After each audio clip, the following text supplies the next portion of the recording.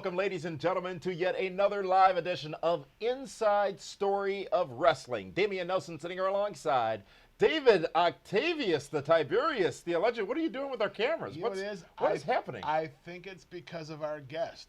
I mean, he's got those vampire qualities. I think it was too bright in the studio. Wow. All right. Well, where do we go? There we are. I don't know. But anyways, David Octavius, Tiberius, the alleged backyard one-time knockout, straight-edge hardcore Hall of Famer hero. We're live on Fight TV, on all of our socials as well, including YouTube, Facebook, Twitter, and Twitch. This is a weird...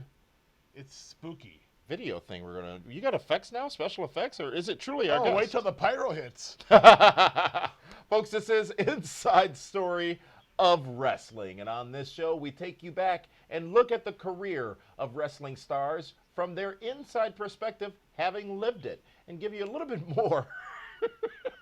Hold on. Wait, is this going to help? Where they came from. Oh, it's better now. Now I can see everything. Where they were and what they did. And folks, last week we brought you Armando Estrada. The week before that, Barry Darso, Smash of Demolition. Well, we are pleased to be joined by one Kevin Thorne this week, formerly Mordecai, and of course Kevin Thorne, and even 7 of his days of old in professional wrestling. Kevin, how are you?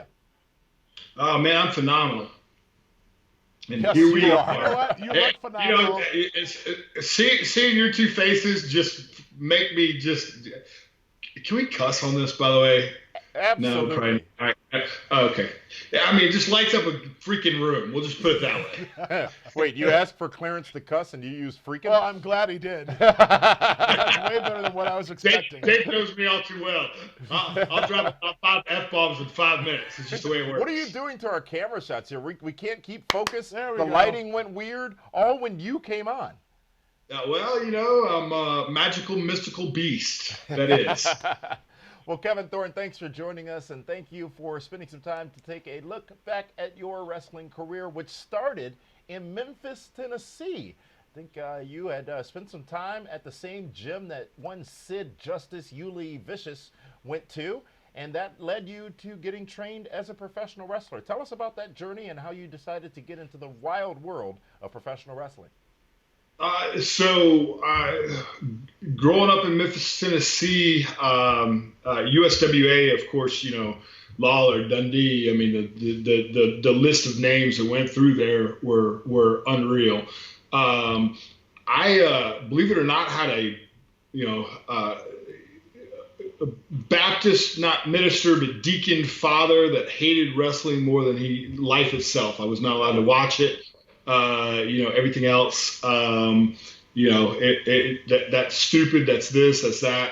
So, I mean, friends were watching it, everything else, always trying to sneak over there to watch, Channel 5, Saturday mornings, every Saturday, trying to figure out a reason to get over to somebody's house just so I could get my hour fix of wrestling there for the time. Fast forward that, playing football, thinking I want to be a college football star, going to the NFL, all that stuff. Big meathead, imagine that. Look at this gigantic kickball head, and stuff like that. And literally ended up during the summer, right before I was about to, go to University of Memphis to probably walk on to play football, stuff like that. I ended up meeting Sid. We somehow became workout partners. His workout partner kept missing. I was the morning manager there. We just started working out. We developed friendships, stuff like that. I never asked him about that. Go ahead. How many times did he cancel on you when he's supposed to show up for an appointment? Did he cancel a lot of his sessions? If it's working out, his ass would be there. I'm telling you, no softball gets in the way of that, as the myth it is. And actually, you weren't even playing softball then, so I always would see those, those rumors back in the day. I'm like, he's not even playing softball. I don't know what they're talking about, but I mean, it is what it is, and stuff. I mean, Sid's an intense dude. I'm not gonna lie. He was an intense dude, and stuff. And literally, we just became workout partners, everything else. And one day it was, I'm getting back in it. So in Knoxville, Tennessee, Mo from Men on a Mission was running some sort of outlaw show. Well, that's surprising. Yeah, well, hey, there it is. But I mean, it was packed. I mean, because the business was hot then. It was like 2,000 or 3,000 people. But anyway, about a week before, Sid was like, "Hey, look, I gotta go. I just want to knock some ring rust off. We're gonna go Buddy Wayne's backyard." So Buddy Wayne was, a local Memphis legend and stuff like that. His son was Aubrey Wayne, who was like a referee and just, I mean, should have been probably the best in the business. I've never seen a kid flip that much, do all kind of crazy crap. We literally went to Buddy Wayne's backyard and literally were, meet Buddy, all this stuff, Buddy's Buddy, he's a special one. Basically, kick it off as far as, hey, go out there, unroll the carpet padding. As you're unrolling the carpet padding, it's in the backyard. Of course, there's like 5 rats, 2 dead squirrels, some other, other crap in there. Define rats. What are you talking about? I'm talking about rats. Oh, okay. I'm talking about real live dead rats. I mean, come on, it's Memphis. Yeah. I mean, not those kind of rats, but those kind of rats. I'm confused. And yeah, I know you are. So get all that done, everything else. Roll out the mat. I get taught how to hit the ring ropes, which were basically steel cable with radiator hose and duct tape around them a little bit. No real turnbuckles. I don't know why Memphis never had turnbuckles. Jesus, Mary, and Joseph. Duct tape and towels is not a turnbuckle. Like Lawler should have had way more years taken off his life of his wrestling career from the turnbuckles in the Memphis territory. Like, none of them had real turnbuckles. They're all like duct tape and razor wire and radiator cord. So, and I mean, got in there, learned to lock up, grab a headlock, and that's about all I learned. And then the next week, I was in Sid's wrestling boots, wrestling trunks, and a leather vest. And off I went and stuff. And it kind of just went from there. Somehow we started something called the Pride of the Brotherhood. It was POB on Power Pro Wrestling at the time, which basically was USWA. I still had no idea what I was doing. I remember I got beat up by somehow at some angle, and they caught me, and they whipped me to get to Sid. And being young, dumb, and 20, I got the crap beat out of me by a leather belt, or leather weightlifting belt, in a backstage segment. Oh, it's going to be great. I'm going to take care of you, brother. Yeah, I'm going to take care of you. Yeah, fuck you. You did not take care of me. Like I'm going home going, that's not supposed to look like that. Wow. Did you get the hot dog on the handshake? That was kind of, say it again? Did you get the hot dog on a handshake after that? That's all I ever got. Yeah. Oh yeah. Again, I'm lost. I mean, I did actually get paid one time during all of that from Mike O'Brien up in New York. Somehow Sid got me flown in. It was me, Tommy Rogers, and Sid. Got me flown in, everything else. Again, it was me and Sid versus Primo Canera and I think Reckless Youth. And we wrestled. We wrestled. I never even got in the ring somehow, and still got a $250 payday. Sid kept looking at me going, yeah, I'm not going to tag you. It's going to be, just go to the shits. So I was just there to stand there. I was like, wrestling's great. How long have you been training at that point? 6 months, if that. Oh, wow. I mean, if that, and stuff. And that's, I mean, I was spoiled at first. I thought that's how it was supposed to be, and stuff. And then me and Sid, not really had a falling out. I just didn't know any better. Yeah. And stuff. And it's just how you go. So I started kind of going out on my own, trying to get booked in places, and he's trying to tell me you don't need to do that because you're going to get taken advantage of. And of course, I got taken advantage of. But you're just young and dumb. But somehow full circle, came back to Memphis Championship Wrestling, and with Memphis Championship Wrestling was the new WWE developmental territory before, kind of with OVW NXT, before all that stuff. I mean, really, if you look at developmental territories, I mean, USWA Power Pro was the first. I mean, Kurt Angle was down there. And then from there, whatever falling out happened, it became Memphis Championship Wrestling, and then, it just kept transpiring. But through, Memphis Championship Wrestling is where I ended up, being seen by Paul Bearer,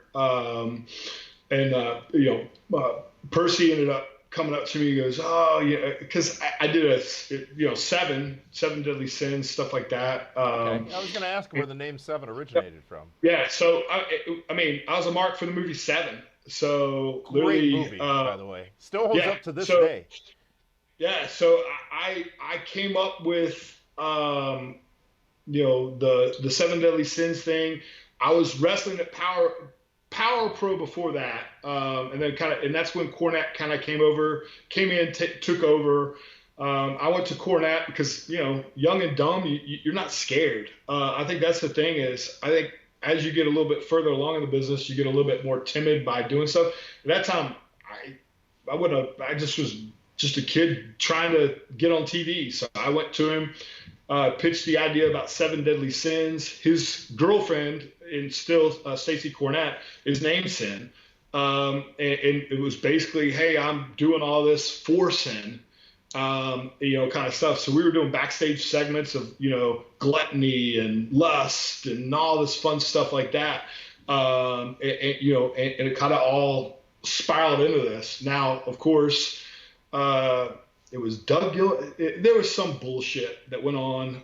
It's typical Memphis wrestling, and we'll get past this real quick because it's just typical Memphis bullshit wrestling. Doug Gilbert said something about Lawler. Lawler got pissed and threatened to sue the company. And then all of a sudden, we're in Memphis Championship Wrestling, ladies and gentlemen. I don't know how it happened. Huh? Welcome to the wrestling business. So it just is what it is. You would go on in Memphis Championship Wrestling to be champion several times. Yep. Including hardcore, tag champ, and Southern heavyweight champion. Yeah, won a bunch. Terry Golden down there did a phenomenal job when he took it over, did stuff with it. And I mean, it was always the same. It always somehow circled back and forth. It really did with Power Pro, Memphis Champ. It's the wrestling business. It's always got some sort of angle, man. Like, let's be honest. So you would go from there, though, to signing a developmental deal with WWE and being assigned to OVW, Ohio Valley Wrestling. How did that deal come to be? That was my first experience with developmental future endeavors, I guess. There's so many great guys. I mean, Spanky, American Dragon, or Brian Kendrick, Spanky, American Dragon, Pete Gas, Joey Abs. I mean, the list went on of the guys that were down there. Pete Gas and Joey Abs are in that same category? Yeah. Oh, yeah. Daniel Bryan and Brian Kendricks. Dude, Joey Abs could work his ass off. We'll just put it that way. He should have done, he was phenomenal. You had a list of guys down there, that could have and would have, Lance Cade, and then, basically they featured Endeavor Brian, and both Brians, Spanky and American Dragon, Pete Gas, a couple other ones. Hell, Pete was in fucking Puerto Rico at that time. They sent him down there. Him and Steve Bradley didn't even fucking really let him know. Like, all of a sudden, oh yeah, you're fired, by the way. How am I getting back? It just, wow. Whatever. And it's interesting. You go into OVW right when the likes of a John Cena, Randy Orton, Shelton Benjamin Batista were leaving or had left OVW. in development. I know. I mean, look at that cast of characters, and then you have Kevin fucking Furtick. Like, what was that? No, I'm just kidding. No, um, you know, but I mean, you know, all those guys and stuff. It literally. So I went up to a camp that was at Les Stasser's, and this is when Les had whatever at what was Les's HWA. Heartland HWA, yeah. So it was me, Tom Coe, AJ Styles, Rene Dupree, Sonny Siaki. I'm trying to think. There was a pretty good cast of characters up there, and that was our tryout. So I remember still to this day, and AJ, if you watch this, I love you, and you've already been told this story. Literally, I had the flu so bad I could barely move, and I went to Kevin Kelly, and I was like, "Hey, look, I literally I'm gonna die today, probably." Wow. He's like, "Well, might want to die or not get signed," and I went, "Oh, okay." And they were like, "Yeah, you got to get in there and wrestle 20 minutes, whatever, and do all." They did all these stupid jumps and bumps and all this stupid stuff that then you had to wrestle a match. So it's like 10 minutes of cardio, then you had to wrestle a match. So luckily I had AJ with me. For some reason, AJ was nice enough to go, "I know you're struggling. I'll get you through this. Just follow me." Literally got me through it all, and I survived. And it was all because of AJ. And then, about 2 weeks later, I get the call from Johnny Ace. "Hey, Kevin, it's Johnny. We really liked your stuff, and we'd like to bring you up to Ohio Valley Wrestling. Does that work for you?" Yeah, fuck yeah. Yeah, that's kind of what I was there for. "Okay, well, here we go." All right. So, and then off I went. So then, you get to Ohio Valley Wrestling, and then like 3 weeks into it, all of a sudden there is no Davis Arena anymore because they decided they're going to do a new Davis Arena. So we're just all out in limbo, just hanging out. It was like, what the heck?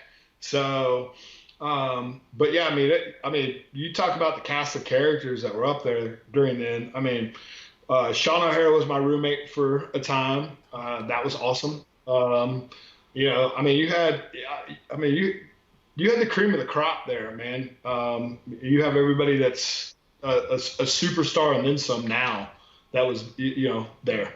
And this was also the time when, as you talked about Davis Arena, no Davis Arena, I think WWE, I don't know if this was before or after FCW, but there was that whole weird time where they were sort of trying out two different developmentals and made a decision. That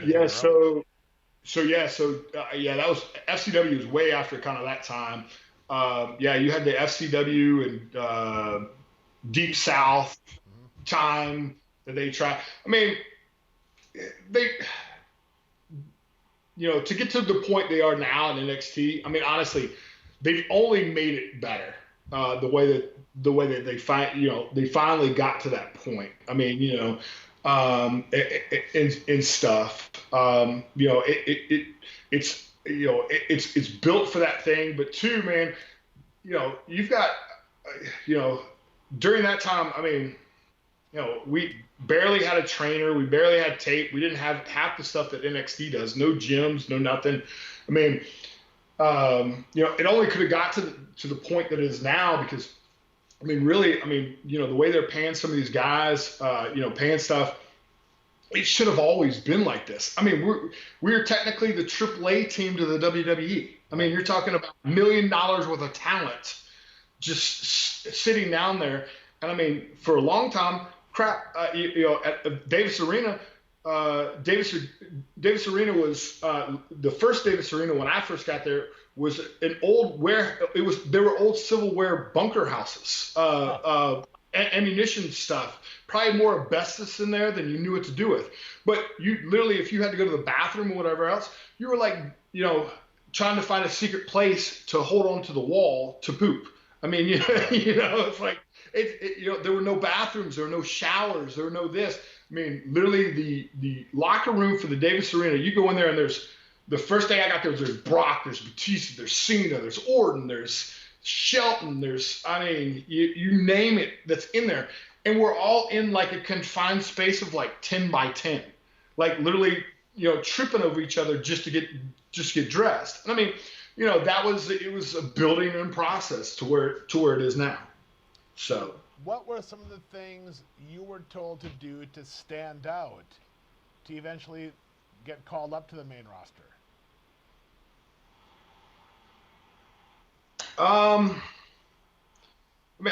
It comes down to gear and body.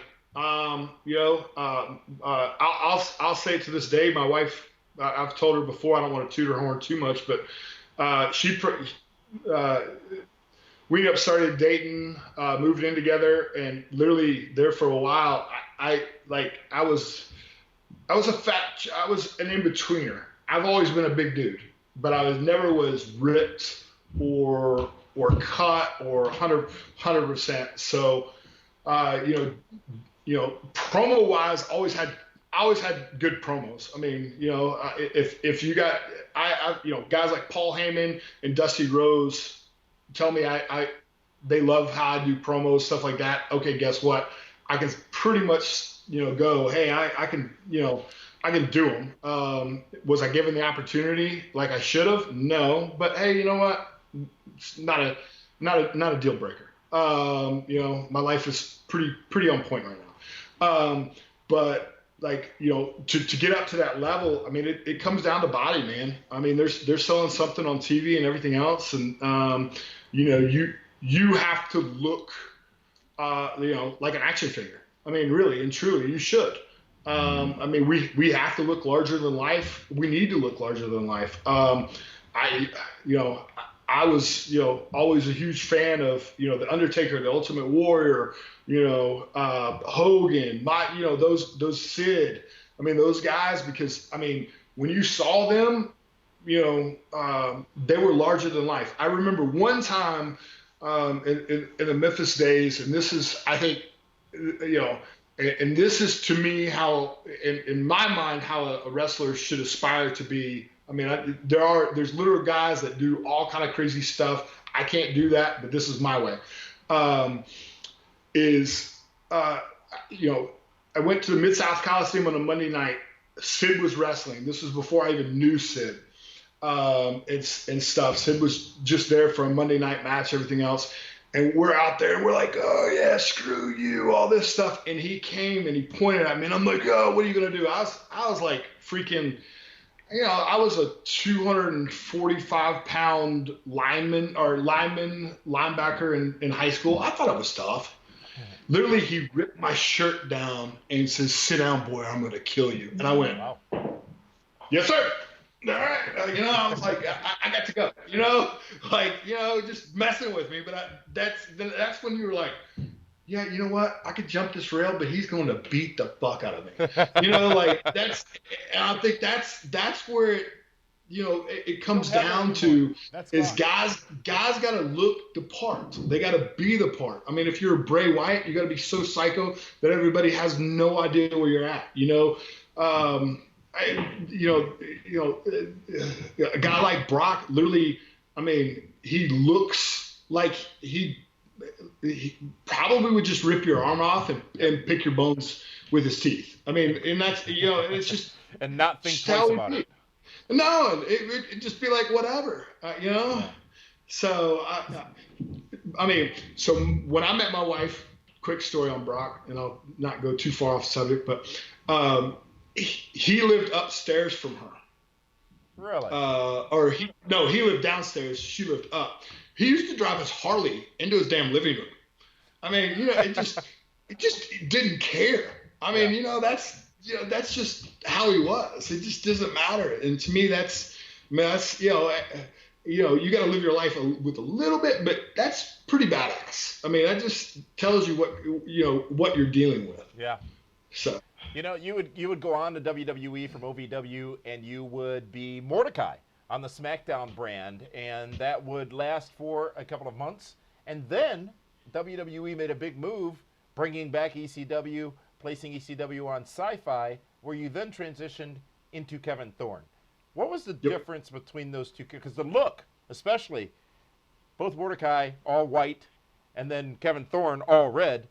Vastly different, but really similar at the same time. In your mind, as you presented those characters, what was the difference between the two, and why did we go from Mordecai to Kevin Thorne?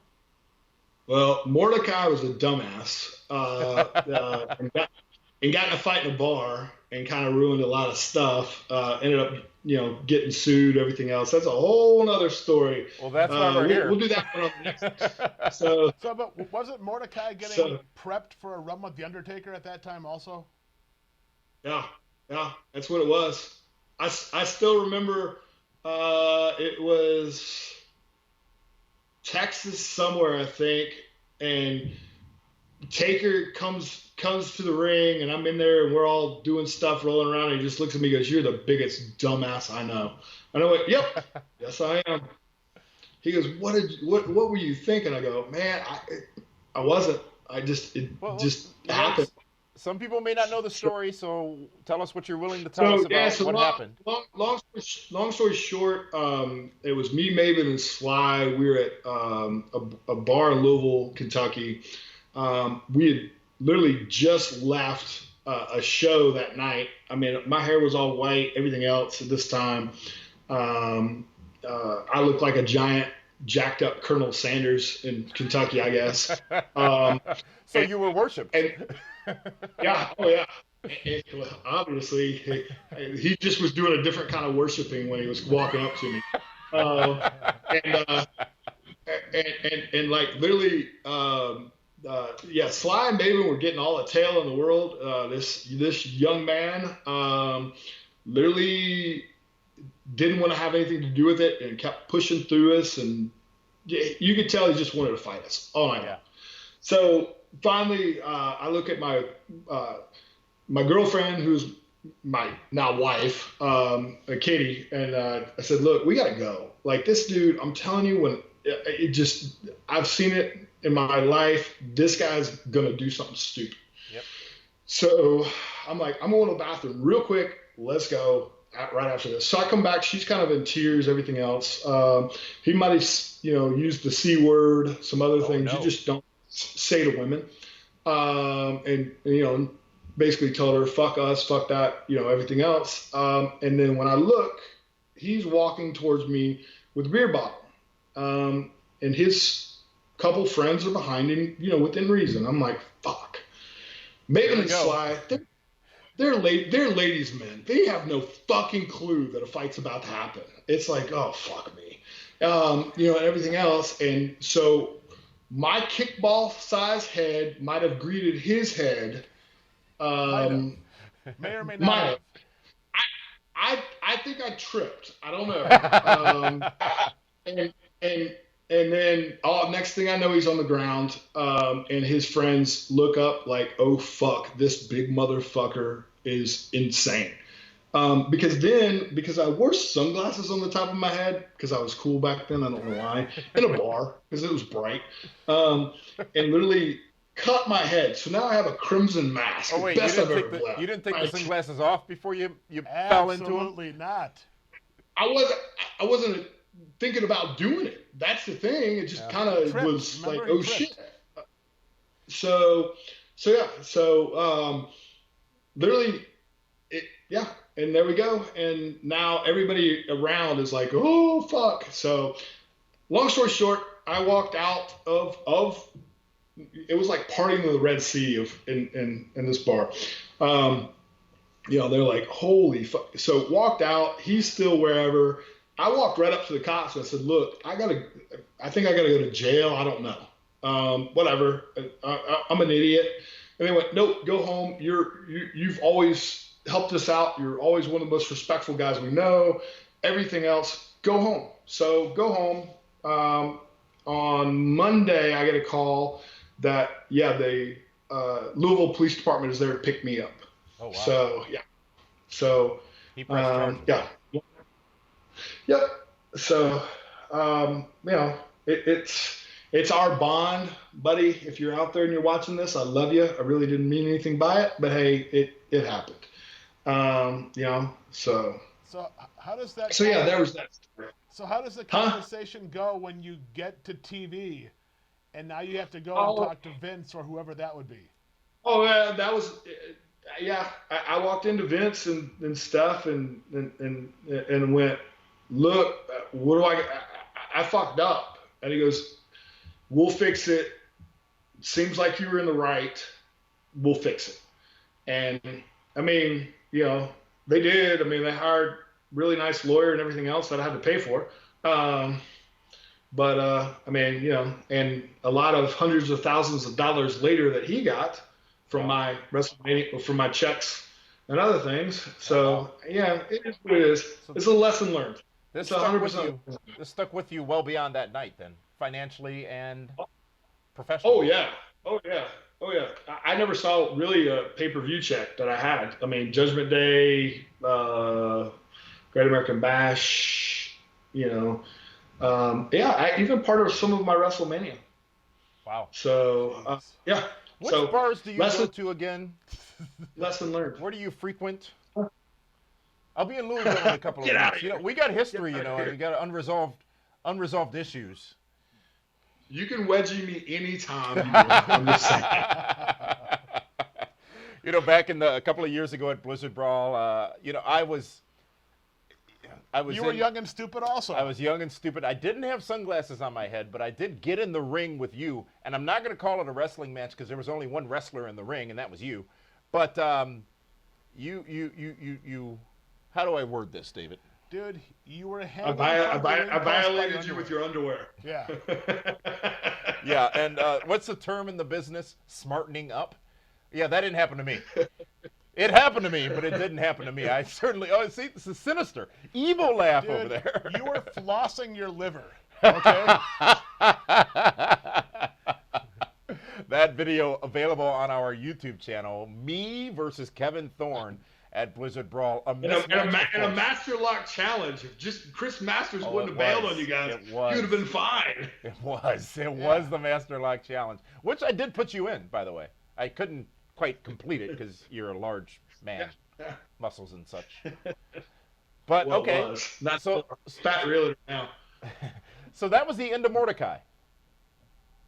Yep. So that was the end of Mordecai. So yeah, I got sent back to OVW for a year, kind of when stuff was processing and going on. Was that And punishment? during that time, that's where they came up with. They wanted me and Gangrel and Shelly to be me and Gangrel to be a tag team, and Shelly to be our valet.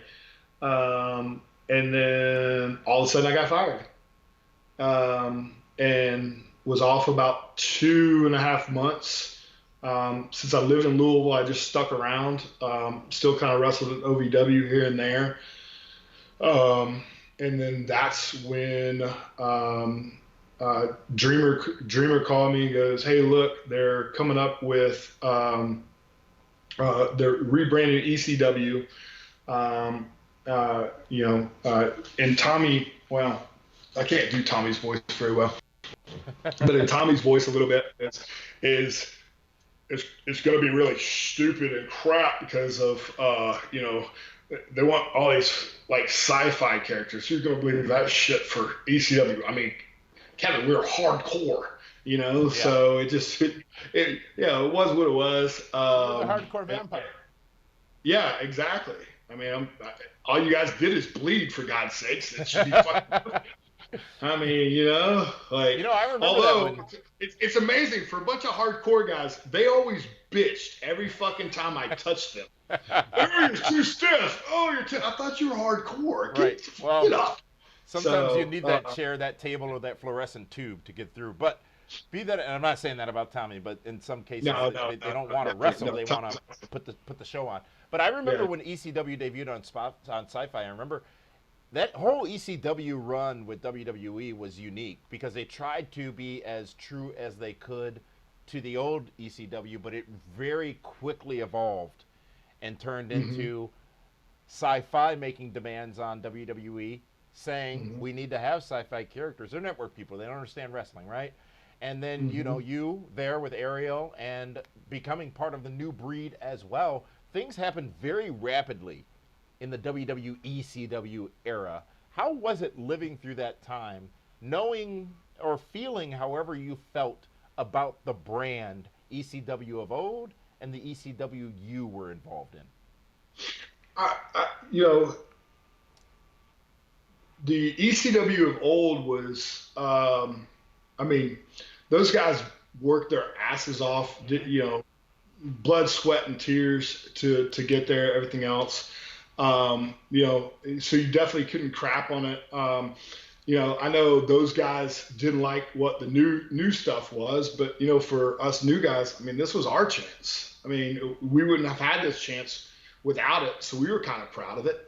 You know, kind of thing. You know, but the new guys that came in, I mean, are not new guys. I mean, they've, you know, RVD, you know, Dreamer, all those guys, Sabu. I mean, they were awesome with us. Sandman, they were awesome with us. I mean, you know, they just wanted to put on a good match. I mean, never in my life, you know, and I got to wrestle Rob and Dreamer and Sabu, all those guys on so many house shows and stuff for you know, the ECW house shows, and man, never did they downplay us. I mean, you know, they helped out. They didn't, you know, oh, I got an ego because I was this. I mean, all they wanted to do is go out there and have the best match of the night. I mean, yeah. And that was, you know, and that was the best part. I mean, you know, every time I, you know, had the, you know, opportunity to work Rob, I mean, that's all he cared about, dude.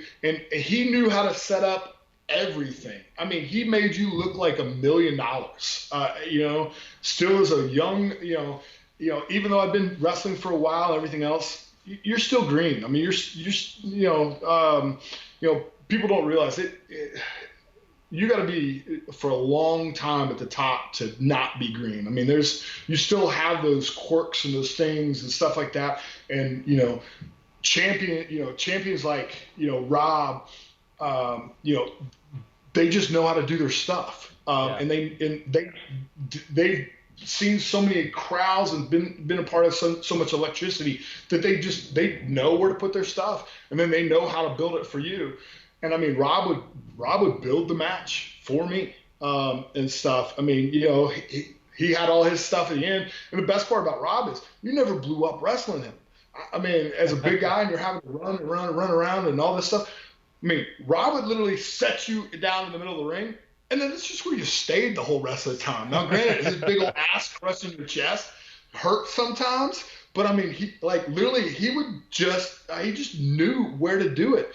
And I mean, there's just, you know, and that to me is something special, you know, in getting to be in a ring with somebody like that, is they know their stuff. And that's the coolest part about wrestling is, you know, if you're going to have a character and you're going to be that character and stuff like that, and you know your stuff so good that you can just set it up and then just know where it's at and still listen to the crowd. I mean, he would take subtle more pauses and stuff like that, but he would knew it. And then he just, you know, and I was always Kevin Vampire Dude, just stay there, dude. Here it comes, you know. And it just like you're just laughing the whole like it. That's what makes wrestling special as far as being a performer, you know. What was it like for you then, knowing the legacy of the ECW originals, now being teamed up with, I believe, Elijah Burke, Marcus Corvan, yep, yourself, and there was one other. I'm drawing a Matt Striker. Going into WrestleMania, the biggest show of the year, and working with those legends. Dude, I mean, it was insane. You know, and the thing is, you know, we only had so much time on that, you know, in Mania, but nobody really realizes, like, the week before, we were down in Mexico wrestling. So we wrestled 4 times in Mexico as that tandem. We had some of the, I mean, just off the chain matches with those guys. I mean, we went out there every night because, you know, Tony had come up to us and was like, hey, look, they're talking about cutting our match right now. There's only one way that we can make sure that we're in Mania, you know, live and on pay-per-view, is we got to go out there and destroy it. And man, we went out there and I mean, we effing destroyed it every night. I mean, it was it was insane. I still remember Scott Armstrong was always our ref, and I mean the Armstrong family. I mean, probably one of the greatest families ever in wrestling. And Scott's was one of the greatest performers, but even, I mean, helped me out so much as a referee, thank God, and stuff. And I mean, I still remember a couple of nights I was taking the pin and he's just grabbing my hand going, "Are you all right?" That was fucking amazing. I mean, when a guy like that says it, that's the truth. And stuff. So, I mean, going into Mania, I know there were some time things and they still weren't sure. And then all of a sudden it was like, all right, you guys are really going on. It was like, oh, okay. I mean, you kind of just didn't know. We were the one that could have been cut out, unfortunately. I mean, we were so, I mean, walking out was almost like you're almost like had tears of joy in a way, as the way I describe it. And then you saw Elijah Burke's outfit, and then you just started laughing. And then it just, whatever Rio thing that he had on, I love you, Elijah, but that was awful. Going to the ring and stuff. I mean, I still remember looking at Monty and, just being, this is unreal, man. It was just off the chain when you're out there. You just don't realize an arena that size, how the volume goes. It goes out and then it comes back. Yeah. So you slam, you do something, and it's like, oh, wait, hold on. They didn't. Whoa. I mean, It was just like nothing other, So it would be shortly thereafter you would find yourself at a crossroads again, back in OVW. Yep. How did that come to be? I have no idea. I don't know. I didn't kiss the right ass. Suck the right dick. I don't know. It just happened. I don't know. Stupidity, I guess, in some way, sometimes, because, I've always had a hard head in a way. You tell me not to touch it because it's fire. I for some reason still got to burn my hand. And I don't know. I don't know. Well, but that wouldn't be the end, because you'd hear from WWE again about a main roster role. Yeah. Of course, they called me the day after my hip surgery and stuff, because I was over it. Decided to go get my labrum was torn forever, kind of thing, and literally I got called. Oh yeah, we got a great idea. You and the Undertaker, and I was like, of course. As I've waited up 6 months. Nobody got the memo. I told all the doctors, kind of thing. And, everything happens for a reason, man. I've got to grow. I've got to be my kids, stay-at-home dad through thick and thin. I've got to be at my son's, every game my son has played football on. I've got to see my daughter's dance recitals. I've got to do stuff that, if I don't have a championship belt, or get to say I was WWE champion, you know what? It is what it is. I got to say, at the end of the day, I've been a world champion dad, that's what and stuff. And honestly, I mean, that's, I've got to, I mean, like Dusty, I've got to wine and dine with kings and queens. I've been all around the world, man. I've seen it all. I've done some cool stuff. I've still been a part of my kids' lives. I know, guys up there now, they probably are having, they got a little bit more slack in their schedules and stuff like that. But I mean, I can't complain. I was there. I got to touch it, taste it, feel it, and I got to be underneath those lights. And there's not a lot of guys out there that can say that, other than me, that have wanted it and have worked real hard at it. I've got to do it. So, Looking back on everything, man, I know I'm blessed, and stuff. Could I have gone further? Yeah, but I don't know at what cost. Yeah. And that's just And you it. I can. mean, right So, now, you still have all your health. You're doing oh great. yeah, You're yeah, yeah. dominating the real estate market in Indianapolis. Oh yeah, You know, you're yeah. doing awesome. And the coolest thing is I'm using what I learned in WWE and in wrestling to make money, elsewhere. I mean, and that's the coolest thing. I mean, you get people that are like, oh, well, you haven't been doing real estate that long. I'm like, I work for a billionaire psycho. It'll do events. I'm just saying, you have some quirks, but I'm like, one of the biggest marketers in the world.